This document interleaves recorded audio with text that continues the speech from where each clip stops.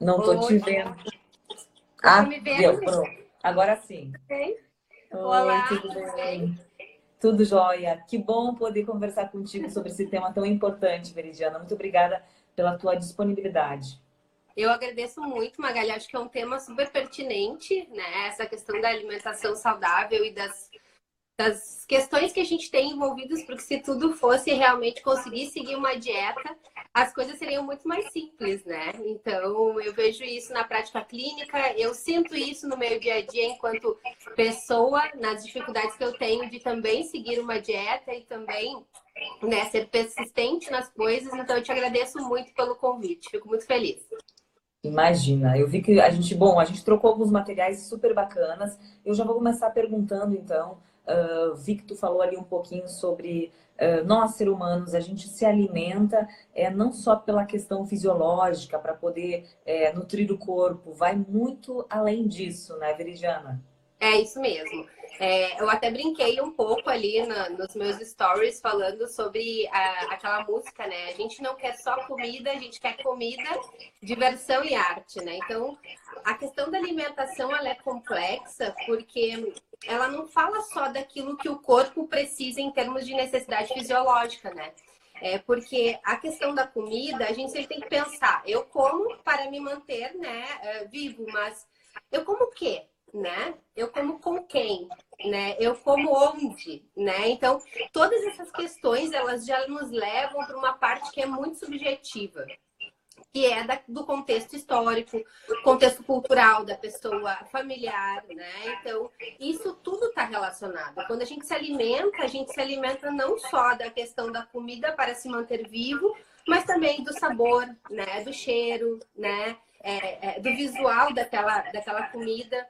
Eu não sei se acontece contigo, mas às vezes as pessoas comentam, né? Ah, eu lembro daquela bergamota lá do pátio da minha avó quando eu era criança, né? Então, algo dentro do cérebro traz, né, pra gente essa questão da comida, mas não só como cunho do corpo. Né? Então, a gente tem dois pontos importantes, que é o corpo, a necessidade fisiológica, mas também tem a mente, que aí a gente começa já a pensar na questão do desejo, né? Vontade de comer. Né? Isso não acontecia, por exemplo, quando a gente tinha lá no tempo primitivo a questão da caça para se alimentar, né? Então, vamos começar pensando nisso, né? Para eu me alimentar, eu precisava caçar. Então, eu já tinha uma ansiedade, uma angústia, que aí já aparece, né? Porque eu não sabia se eu voltaria vivo. E mesmo que eu voltasse vivo, eu não saberia se eu voltaria com comida. Então, é o primeiro ponto de angústia. Né? A gente traz, né, ao longo... Pode falar. Isso, daí eu já queria que tu também, ao longo da tua explicação, também ajudasse a esclarecer melhor a diferença da compulsão para essa ansiedade que todo mundo tem, e algumas pessoas dizem ter compulsão. Também tem relação com essa nossa pré-história aí, né?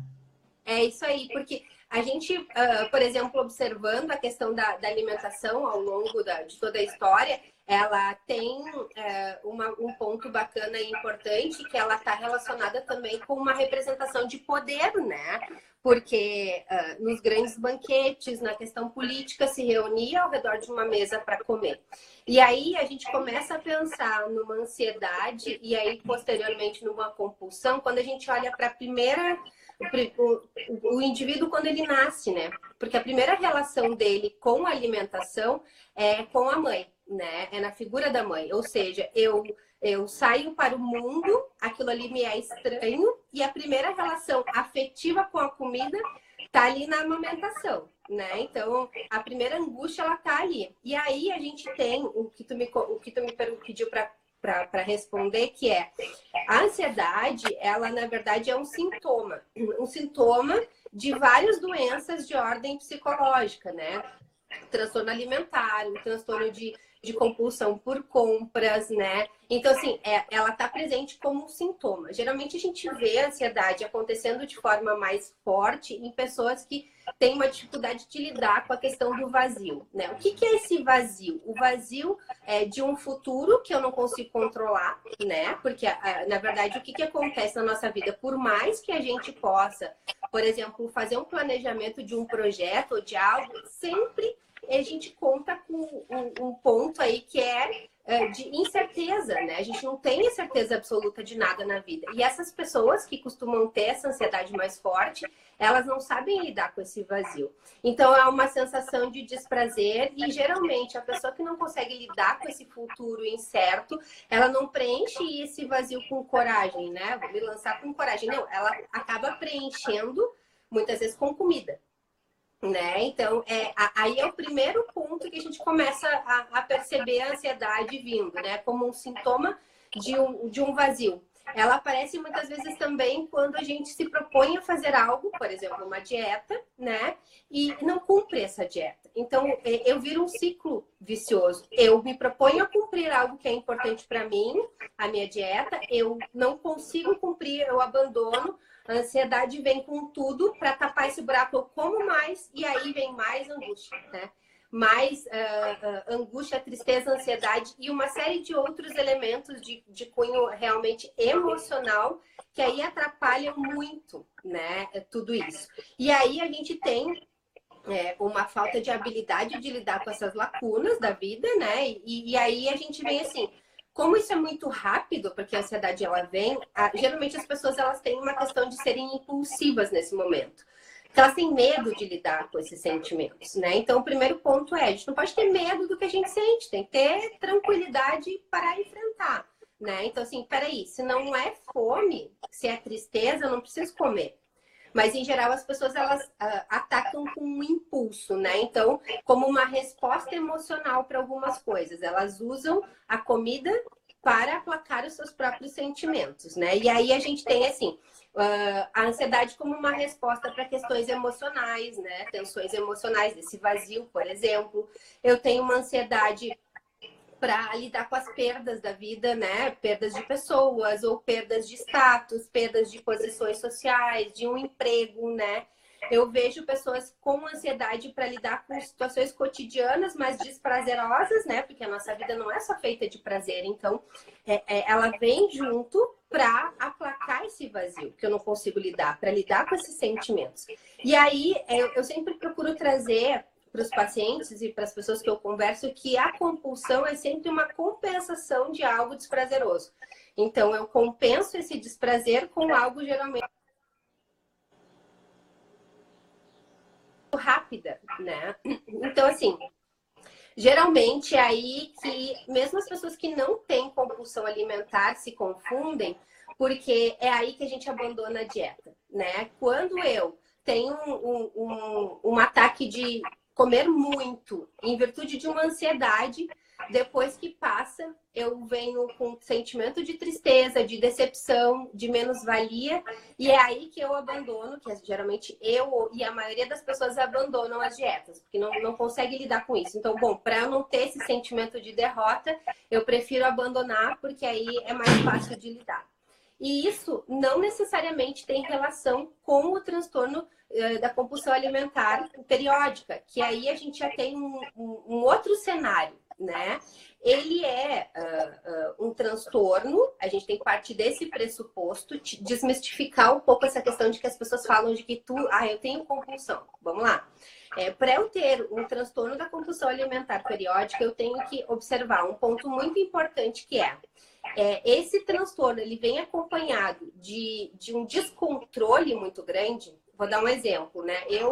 Ontem era sábado, me propus a sair para comer aí um hambúrguer com batata frita e tomar um refri zero. Mas chegando lá, eu como o hambúrguer, a batata frita, o refri, 5 chopes e ainda tomo um sorvete no final, né? Então, assim, fiquei empanturrado e senti assim, tô totalmente descontrolada daquela coisa.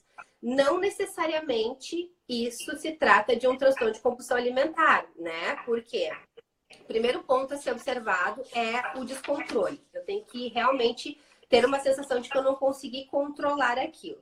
O segundo ponto é a frequência com que isso ocorre, porque aconteceu ontem, mas tudo bem, eu sigo a minha vida e a minha dieta hoje, né? De repente, daqui a 3 semanas vai acontecer outro episódio de eu sair e furar de novo, mas não acontece com tanta frequência. Então, eu não tenho caracterizado aí um transtorno, né? Eu tenho que olhar sempre a frequência com que isso ocorre. E o transtorno da compulsão alimentar, ele acontece com episódios de mais de uma vez por semana, geralmente, né? Ou uma vez por semana, pelo menos, né? Porque, assim, as pessoas, elas também têm uma ideia do espectro, né? Ou por um lado acham que tem a compulsão, ou por outro acham que não tem, porque não tem aquela de livro, né? Que é a pessoa que pega o feijão gelado da geladeira, mistura com bolacha recheada, bate no liquidificador e toma. Esse seria o espectro mais, né, forte da coisa. Então, a gente tem dois critérios para caracterizar o transtorno, que é a frequência com que ocorre pelo menos uma vez por semana, num período de pelo menos 6 meses, né? Que isso é frequente, e a intensidade com que ocorre, né? A quantidade de comida é muito grande. Eu como é uma espécie de transe, assim, eu nem consigo me dar conta de que eu como tanto e só paro quando eu realmente estou empanturrado de comida. Então, a gente tem que prestar bastante atenção nesses dois aspectos, né? Que é a frequência e a intensidade. Então, comer muito, muito rápido, num curto período de tempo, né? E isso se repetir muitas vezes com uma sensação de descontrole sempre presente, que ela é subjetiva, né? Ela é muito mais emocional. Então, Sim. Essa é a diferença. A ansiedade como um sintoma de um transtorno que realmente tem toda essa característica. E que só pode ser realmente diagnosticado por um psicólogo ou por um psiquiatra, né? Por um profissional da área da saúde. Então, comer demais não é necessariamente um transtorno, né? Isso é importante que fique claro. Mas pode apontar a necessidade de uma ajuda de um profissional como um psicólogo, por exemplo. Exatamente, porque eu vou aumentar aqui o volume, porque eu não estou te escutando também. Mas assim, digamos que eu vou lá comer o meu hambúrguer e eu exagero um pouco, mas eu sinto que esse descontrole ele aparece, embora não uma vez por semana, mas em outros pontos da minha vida, né? Eu sinto uma necessidade de me controlar melhor. Busque ajuda. Você pode buscar ajuda. Nesse caso, né, tu pode e deve buscar ajuda e o profissional que pode te ajudar, ele é o psicólogo, né, no primeiro momento, né? Porque mesmo que eu não tenha, porque o transtorno ele traz um prejuízo real para a pessoa, que não é só de perda de ganho de peso, né? Mas ele faz com que a pessoa comece a deixar de fazer coisas na sua vida pessoal, por exemplo, em virtude disso, né? Evita ir a lugares, evita se relacionar com pessoas, evita ir à praia, né? Então, juntamente com outros tipos de transtorno, como a anorexia, a bulimia, ele traz um prejuízo, embora tenha características totalmente diferentes, né? Na anorexia, eu tenho, por exemplo, uma supressão da alimentação. Eu deixo de me alimentar. E aí ele tem um cunho muito mais relacionado com a figura da mãe, da relação com essa mãe. Enquanto que na bulimia eu como e eu vomito, né? E eu purgo a minha alimentação. Não necessariamente só com vômito, mas com uso de medicamento, enfim. Então, é muito importante que eu preste atenção nesses sinais, na frequência e na intensidade que eles aparecem, né? Porque eles atrapalham, né? Dentro da psicologia, por exemplo, você vai identificar que está se sentindo mal com isso e quer buscar ajuda. O psicólogo ele vai fazer com que tu olhe para a questão da tua comida, né? De como é que tu te relaciona com a comida. Até teve uma resposta que eu coloquei nos stories que a pessoa me comentou que quando era pequena, a mãe levava ela e os irmãos para comerem na casa da avó e dava orientação, né? De que coma muito, porque quando a gente retornar, a gente não vai ter o que comer. E a partir disso, ela desenvolveu uma compulsão, né? Então, isso pode acontecer. Mas o principal é eu ter um espaço na psicoterapia para dar vazão para isso que me escapa, né? Porque eu sei que eu tenho um transtorno porque eu como demais, mas eu não sei exatamente por quê.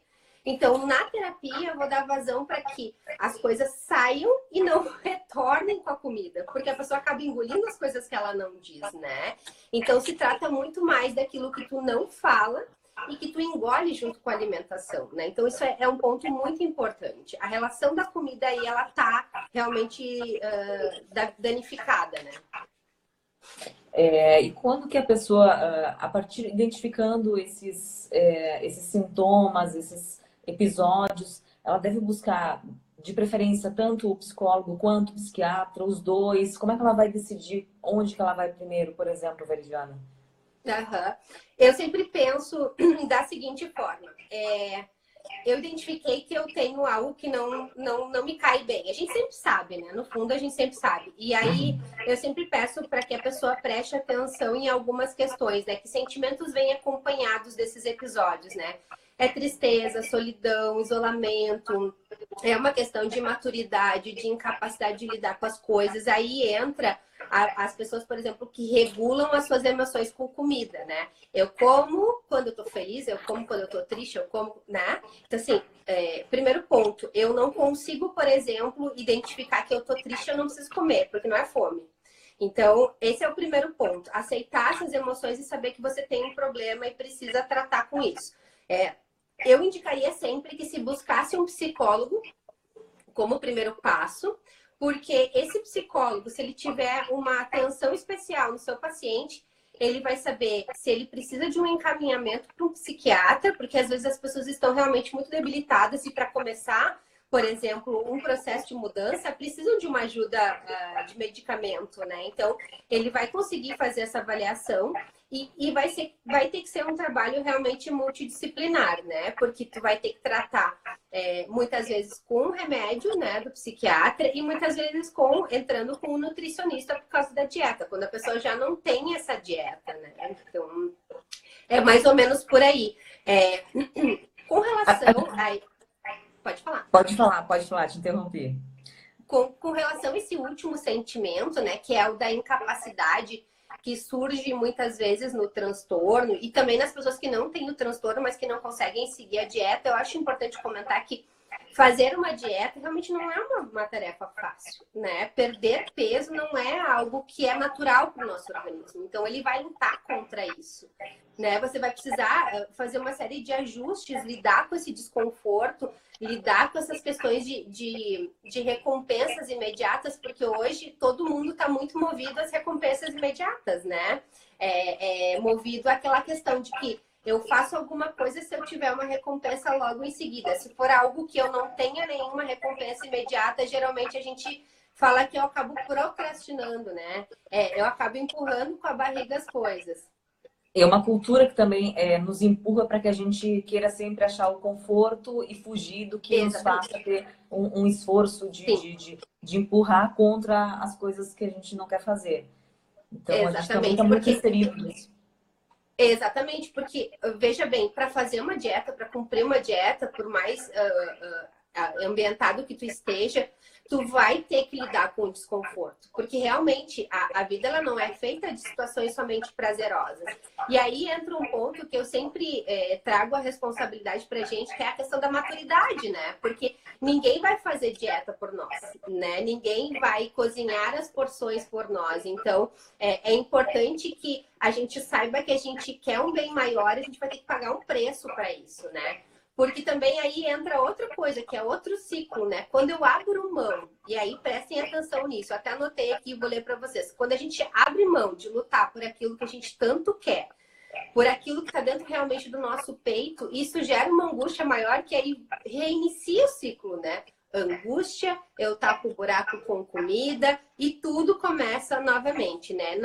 Isso, uma busca de prazer imediato, né? Que pode ser tanto com comida como com outras questões, né? Hoje a gente vê também uma prevalência de pessoas que estão com vícios em pornografia, né? Em compulsão por compras, né? Então, esse vazio ele vem carregado de algo que você precisa prestar atenção, né? E é sobre isso geralmente que quase ninguém fala. Ninguém fala sobre a responsabilidade e a maturidade que a gente precisa adquirir para poder pensar em bens maiores, digamos assim. Tem algumas práticas que a gente pode adotar no nosso dia a dia para enfrentar melhor esses gatilhos? Porque, por exemplo, é muito comum as pessoas chegam em casa cansadas, abrem a geladeira e aí em vez de pegar alguma coisa saudável, pega o que está mais prático, e aí senta para olhar televisão e não presta atenção no que está comendo. Então, tem coisas que dá para mudar? Tem coisas. Então, assim, olhando do ponto de vista prático, né? Primeiro ponto é, se possível, consultar um médico para verificar questões de hormônios, vitaminas, minerais, né? Isso impacta diretamente no nosso estado geral, né? No estado geral da saúde, e muitas vezes nos impedem de realmente conseguir ter uma força maior para cumprir os nossos propósitos. Isso acontece, a gente vê muito forte, porque o pessoal trabalha muito, acorda cedo, dorme muito tarde, se exercita, mas sem, né, ferramentas para isso. Então, do ponto de vista prático, primeiro, dá uma olhada, né, na questão orgânica e ter uma dieta, né? O ponto de partida inicial é esse. E aí, quando eu falo em dieta, eu não estou falando de um papel somente da nutricionista, né? Porque a pessoa pode vir e falar para mim assim: ah, mas eu tenho a dieta lá que a Magali me emprestou dela, ou eu tenho a dieta da blogueira. A dieta é individual, ela para tua necessidade, né? Porque cada um é cada um, né? Então, isso é um ponto importante. Aí algumas pessoas vão me dizer assim: ah, Virginia, mas eu não tenho dinheiro para ir numa nutricionista. Tudo bem, mas para comer comida de verdade, a gente não precisa de uma nutricionista.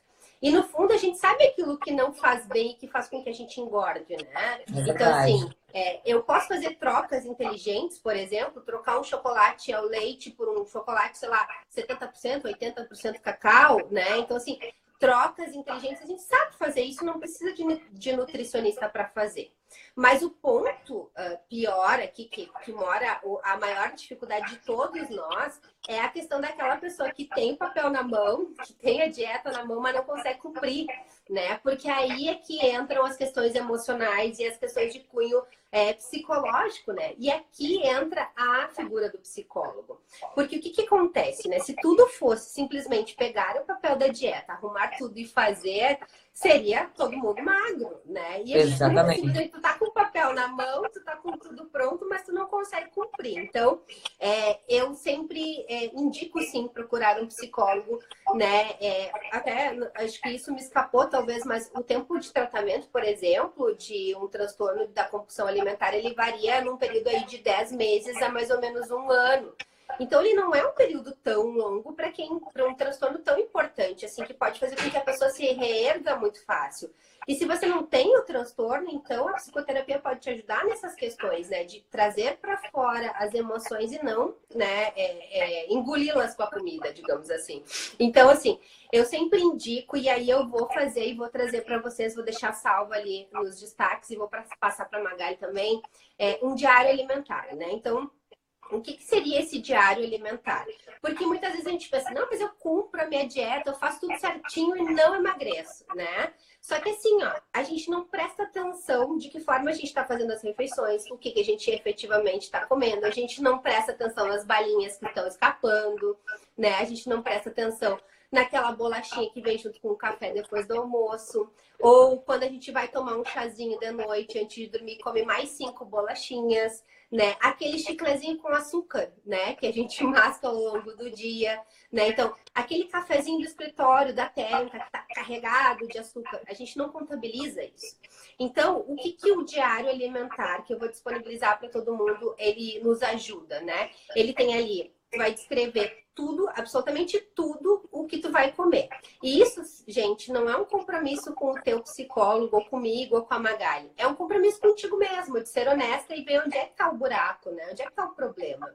É realmente escrever tudo, absolutamente tudo que tu come, né? A quantidade de alimento, que alimento você comeu, onde você estava quando almoçou. Era em casa, era na rua, eu estava com uma pessoa determinada, né? O estado de humor, por exemplo. Aí eu saí chateada do escritório para comer e ao invés de ir lá no buffet que eu tô acostumada a comer minha marmita, eu resolvi, né, me confortar com comida, poder observar esses estados de humor, os pensamentos automáticos, né? Que é isso justamente que eu tô trazendo. Então, já que eu tive um dia duro, eu fiz tal coisa, eu comi tal coisa fora da dieta, né? E se houve ou não houve descontrole. De posse disso, e fazendo esse diário minucioso por pelo menos 15 dias, eu diria até 30 dias, eu vou ter um cenário perfeito das coisas. E o que é esse retrato, né, da realidade nua e crua? Eu vou começar a ver algumas coisas que se repetem. Por exemplo, eu vou começar a ver que se repete casos em que eu estava triste e eu busquei chocolate. Né? Então eu vejo que o chocolate ele é o alimento que aplaca a minha tristeza, ou que eu uso para aplacar a minha tristeza. Eu vou começar a perceber, por exemplo, que chegar cansado do trabalho faz com que eu vá na geladeira, pegue um copo de refrigerante, faça uma pipoca e vá ver uma série, porque eu tô cansada, né? E a partir disso eu tenho um cenário daquilo que eu preciso modificar, dos comportamentos que eu preciso modificar.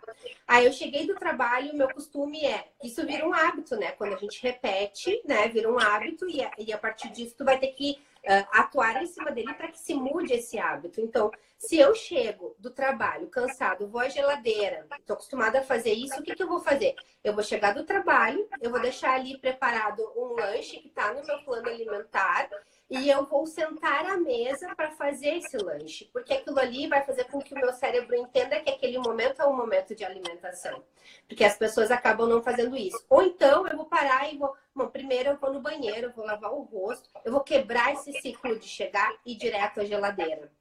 Então, isso é muito importante. Tu consegue fazer um link entre aquilo que tu come e determinados sentimentos e também um link de atitudes que eu tenho, por exemplo, comer em pé ou comer no sofá, em que eu preciso realmente parar de fazer. Porque a gente não precisa de comida para aplacar sentimentos ou cansaço ou uma série de outras coisas, né? Eu preciso realmente começar a entender que eu sou adulto e eu preciso aprender a lidar com os meus sentimentos, né?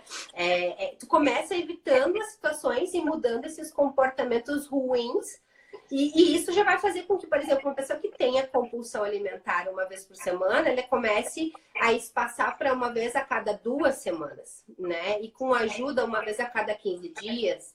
E assim nós vamos caminhando, né? É realmente identificar isso a partir do diário. E ele vai te ajudar nisso, nesse sentido. E quem vai auxiliar na gestão das emoções é justamente o profissional psicólogo, né, Veridiana? Para poder Exatamente.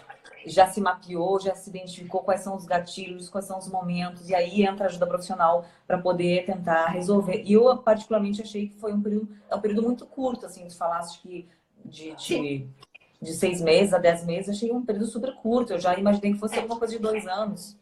Não, Então, não, geralmente não. Porque se o profissional ele for bom, até a Magali, ela é minha companheira do curso do Ítalo, né?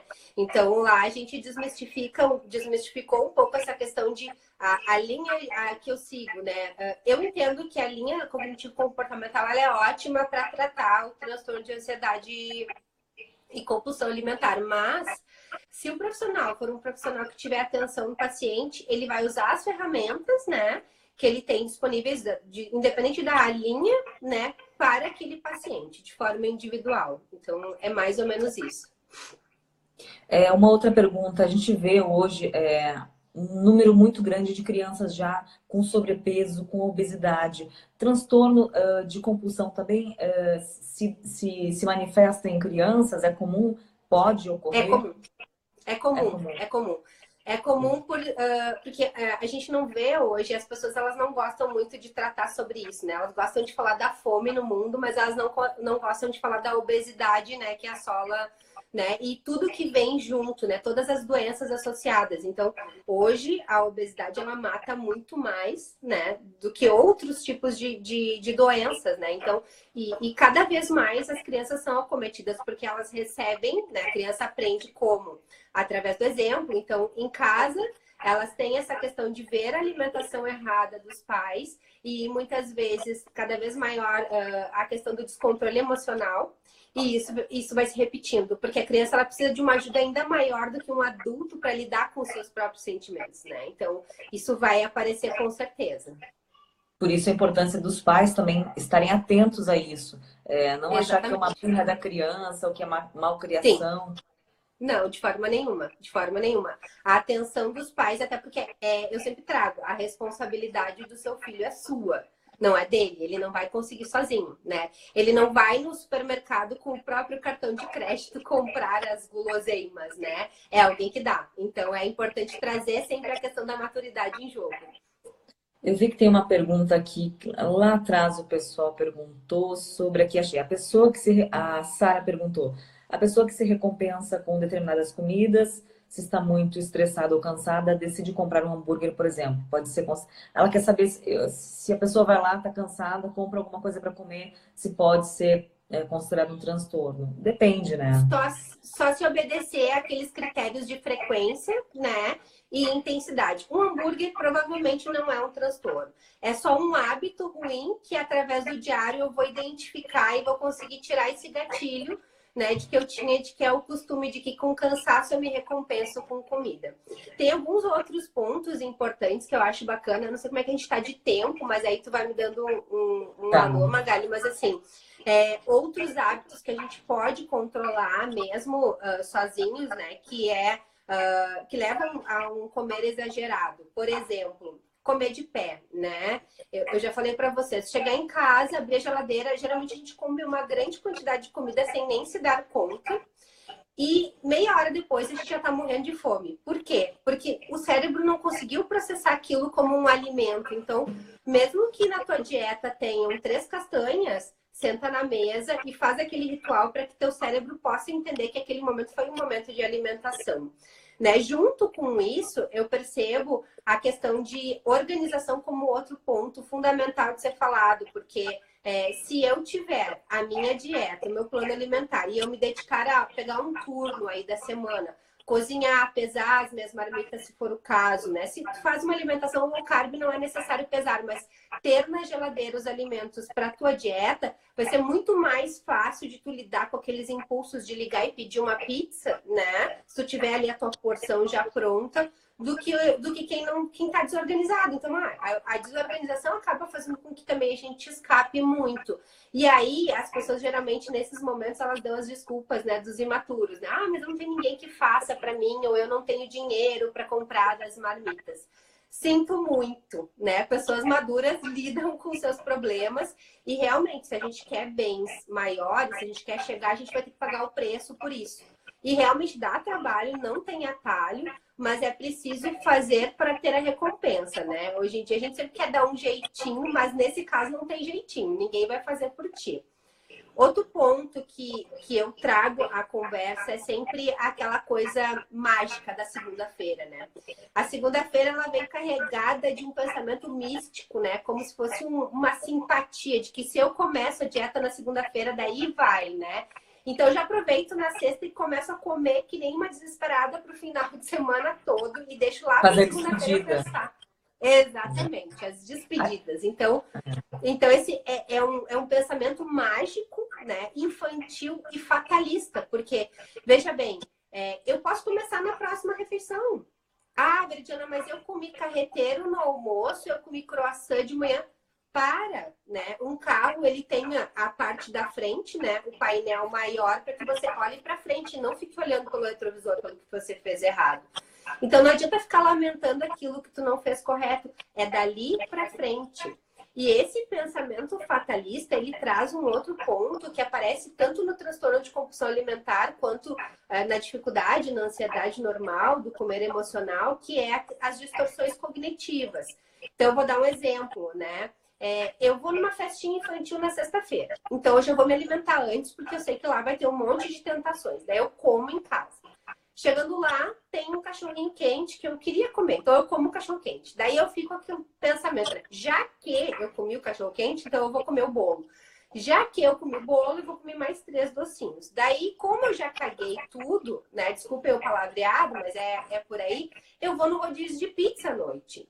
E já que eu fui no rodízio de pizza na sexta, no sábado, meio-dia, eu vou comer um cachorro quente. Aí, no sábado à tarde, eu já como pipoca. Daí, no sábado à noite, eu já saio para tomar um chopp. Daí, no domingo... E assim nós vamos. Então, pensem... Vamos comparar, né? Eu tenho meu salário e ele vai dar para pagar as minhas contas, lá, os meus boletos no mês. E eu não tenho esse mês nada sobrando para comprar uma blusinha. Mas eu vou no shopping pagar as contas e eu enxergo uma blusinha lá que custa R$50.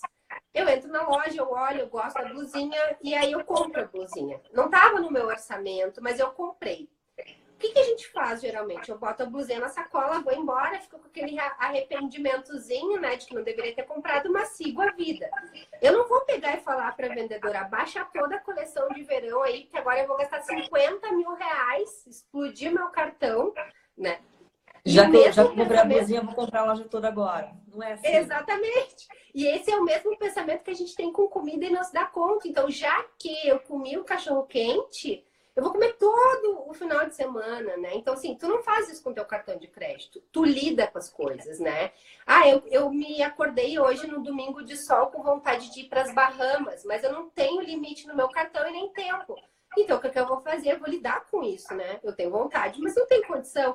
Por que com a comida a gente não consegue fazer isso? Então, a gente acaba escapando dessas questões que é trazer a coisa para a realidade, porque a realidade ela não vai se adequar aos nossos pensamentos, né? E a comida, por ser muito fácil e uma questão muito rápida e simples de tratar, eu acabo fazendo essas concessões, né? Então, outra coisa que eu vejo as pessoas fazendo muito é não saber dizer não quando tem alguma relação social envolvida ou até mesmo familiar, né? A minha mãe fez um bolo e quer que eu coma, então eu fico olhando para ela com aquela carinha assim, me dá dó, eu não sei dizer não. Então, primeiro ponto, né? Por que você não pode dizer não, né? O que tu tá devendo que tu não pode realmente fazer isso? Tem gente que simplesmente não consegue.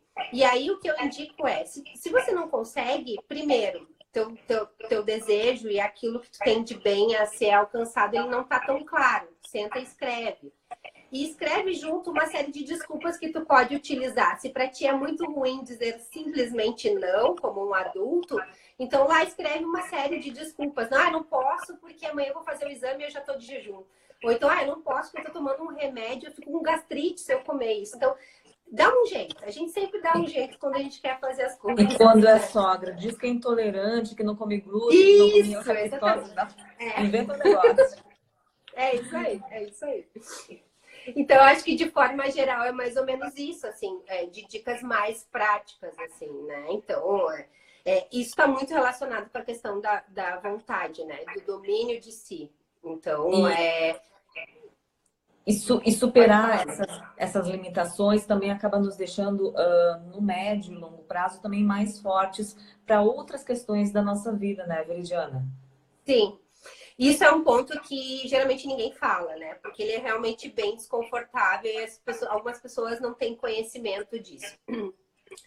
Nós temos dois apetites, digamos, né? A gente tem um apetite concupiscível, que a gente chama, que é aquele apetite para as coisas que são gostosas da vida, né? Bolo de chocolate, o refrigerante, né? Aquelas coisas que nos dão aquele calorzinho, aquele prazerzinho imediato.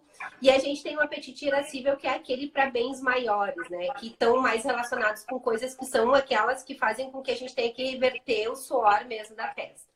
Então, uma coisa que eu trago e que eu acho que nos fortalece muito é fazer com que a gente fortaleça esse apetite concupiscível, e isso vai nos dar a questão da força, como tu trouxe, né? Porque hoje, e sempre foi assim ao longo da história, o maior inimigo dos homens é as paixões, né? É justamente essas coisas carnais da carne. Então, comida, né?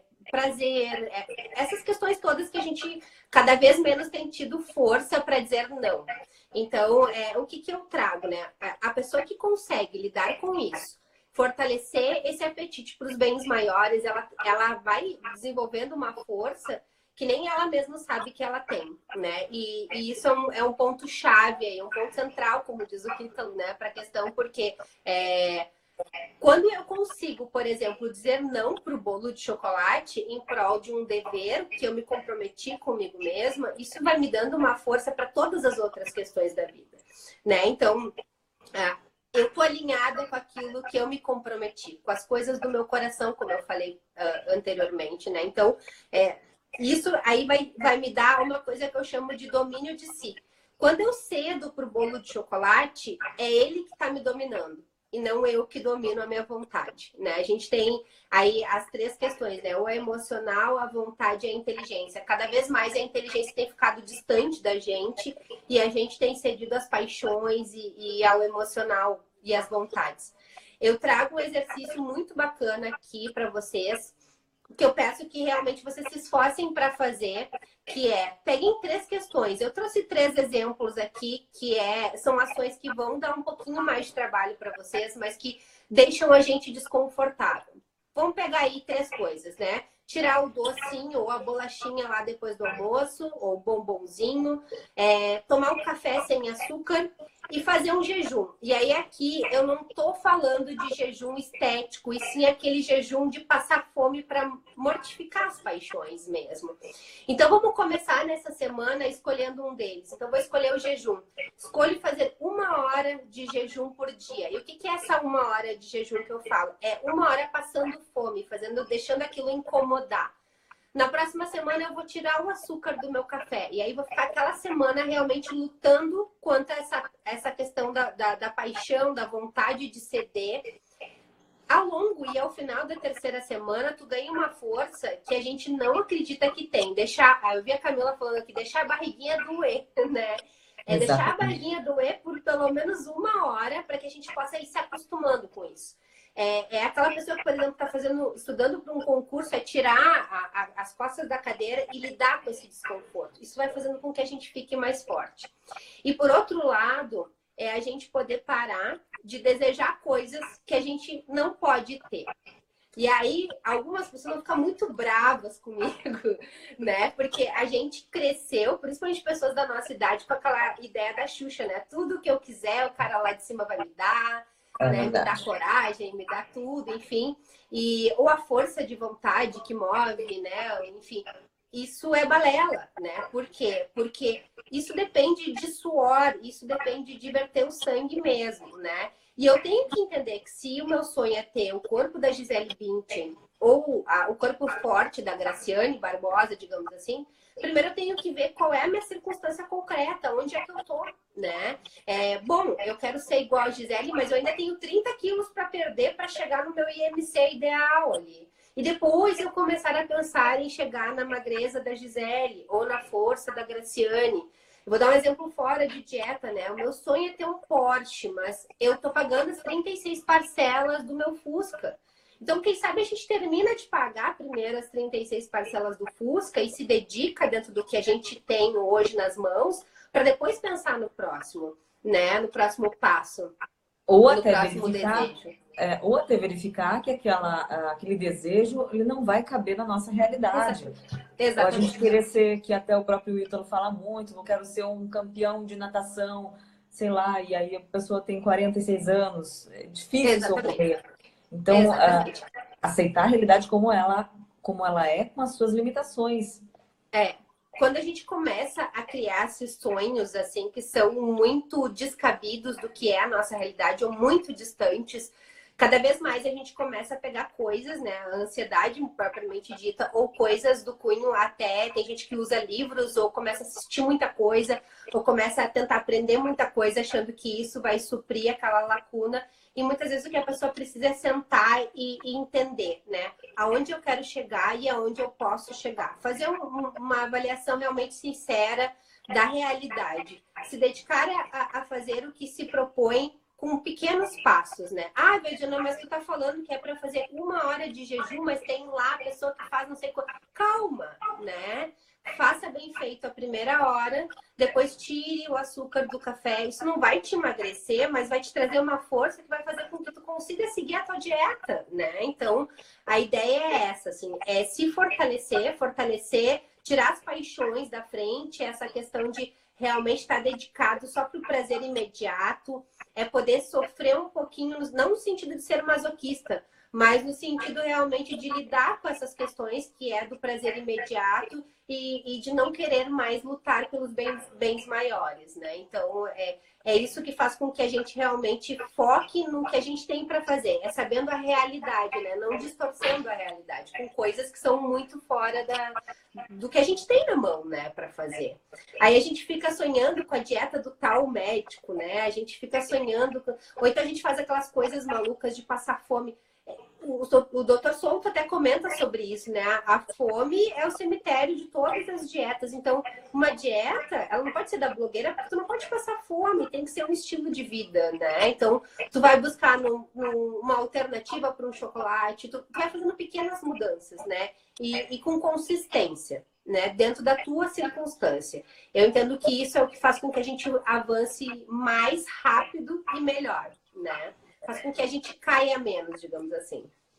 E não se referenciar também pela opinião dos outros, né, Veridiana? Porque as pessoas têm vergonha de dizer não, ficam preocupadas com o que os outros vão achar, ou porque está levando marmita, ou porque deixou de comer pão, e enfim, isso acaba sendo piada no grupinho, ou porque a pessoa não está bebendo, e às vezes elas acabam cedendo à pressão do grupo para poder se sentirem ali mais integradas. Então, até isso acaba afetando, né, a tua aderência e a tua própria força para enfrentar essas dificuldades. E muitas vezes a pessoa ela nem se dá conta de que isso, de certa forma, é uma imaturidade. Pensar no que o outro quer de você. Porque no final das contas está todo mundo preocupado consigo mesmo, com seus boletos a pagar, enfim. A pessoa pode fazer uma piadinha, mas no fundo é tu contigo mesmo. Então é importante ser fiel àquilo que vai dentro do coração. Isso aí. Gente, vocês têm alguma pergunta para fazer? Acho que a gente falou bastante. Acho que respondi a da Sara, né? Isso. Deixa eu ver se eu tenho mais alguma pergunta aqui que eu fui anotando tanta coisa. Um outro ponto importante também é que as pessoas têm dificuldade de entender o que é fome e o que é vontade. Isso é uma dúvida muito comum, né? Fome é aquilo que dói no corpo, é barriga roncando, é dor de cabeça. E isso também acaba atrapalhando quando a gente não consegue identificar o que é fome e o que é vontade. Até porque depois da questão da industrialização, a gente a oferta de comida é muito alta, né? Então a gente acabou ficando com uma questão de não saber mais o que é fome, né? Tu não se deixa, parece que a pessoa tem um medo que é meio irreal, assim, de passar fome. Fome é aquilo que realmente, como a Magali comentou, ela tem sintomas físicos. A barriga vai roncar, eu vou me sentir meio tonto. E tem um ponto que eu sempre digo que é importante. Eu pego o meu alimento de referência é a couve-flor. Se eu comer uma couve-flor fria, eu tô com fome, né? Porque a fome é qualquer coisa que venha. Não precisa pensar em ovo cru, nada disso, mas pega um alimento que normalmente tu não gosta tanto, assim. Tu não vai ter fome de chocolate. Aí já é outra coisa. Daí a gente entra com a vontade de comer, que aí tá aqui dentro. Não tá na barriga e não tá no físico. A gente não, disso aqui a gente trata em outro ponto. É sempre parar para pensar de forma meio racional e bem madura mesmo, assim. Parar de ser um pouco mimado nesse sentido. Eu tô triste, eu queria um chocolatinho. Tá, mas só um pouquinho. Se eu me propus a fazer isso, eu quero um chocolatinho. É fome? Não. Então, se não é fome, não precisa comer, né? Vamos ser adultos e botar o pé no chão, parar do alto mimo, né? Como a gente fala.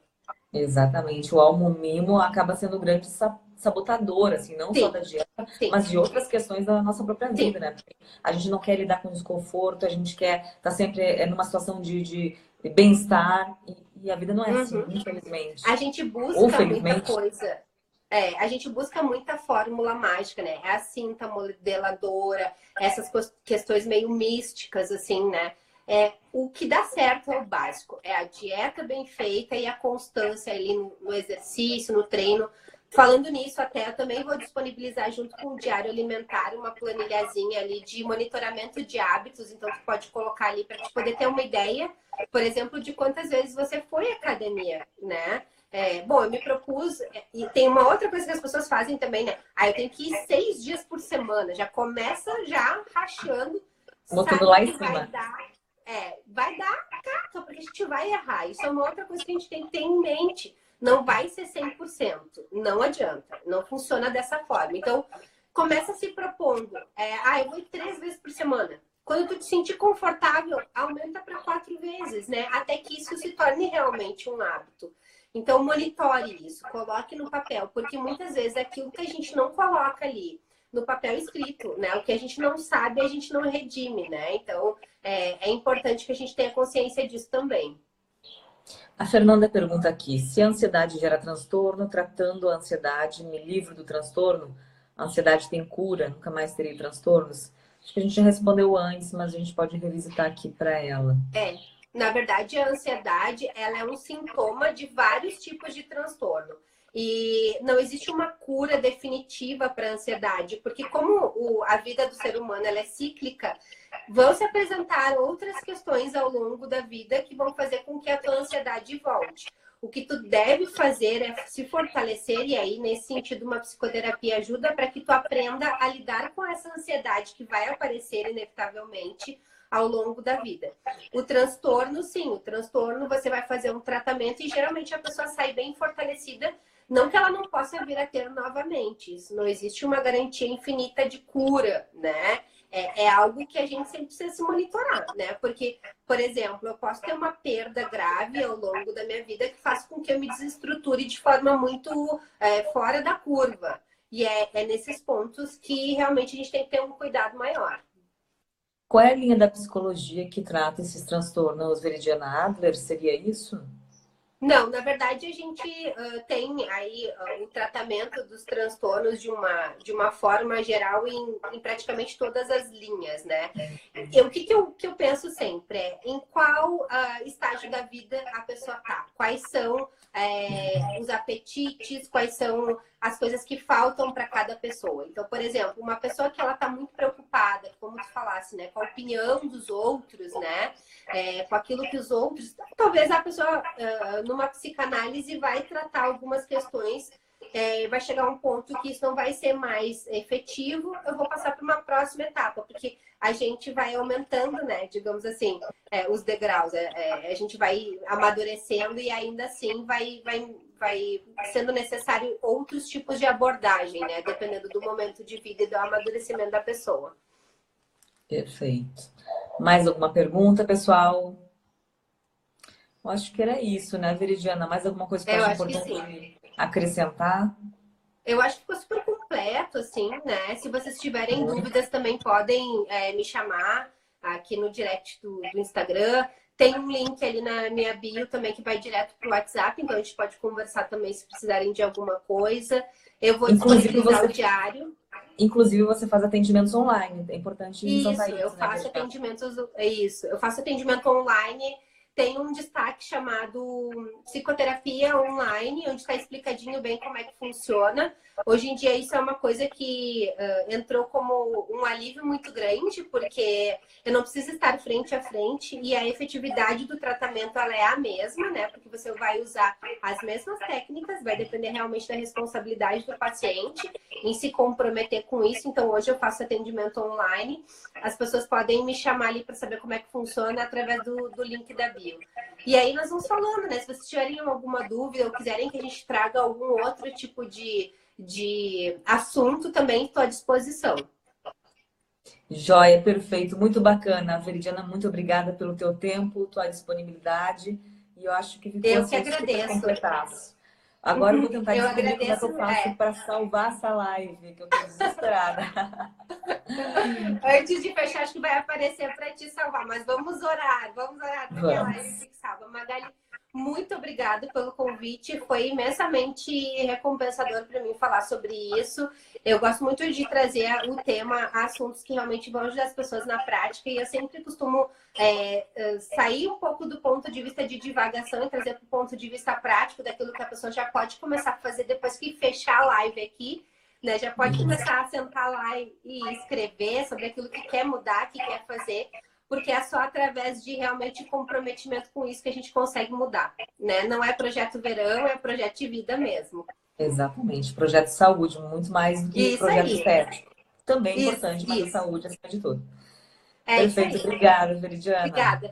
Um abraço. Bom domingo. Beijo para vocês. Tchau. Tchau. Beijo.